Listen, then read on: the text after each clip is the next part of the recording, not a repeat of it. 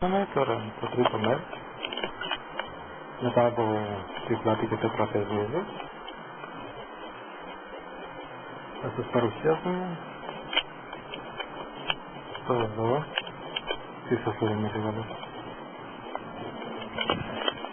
Δεν είναι ράμπα για προσγείωση των αεροπλάνων, ούτε κανένα καταπέλτη.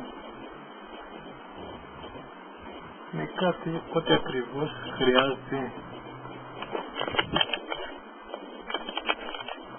για να κάνουμε στήθος ή τρικέφαλο με λίγα λόγια.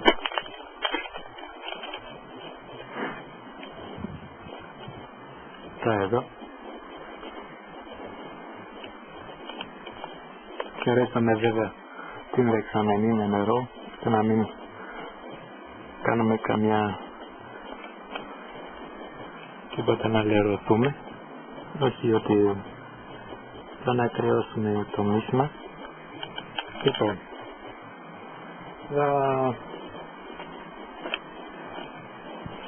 πάμε αυτό εδώ να μπορείτε να μας δείτε καλύτερα.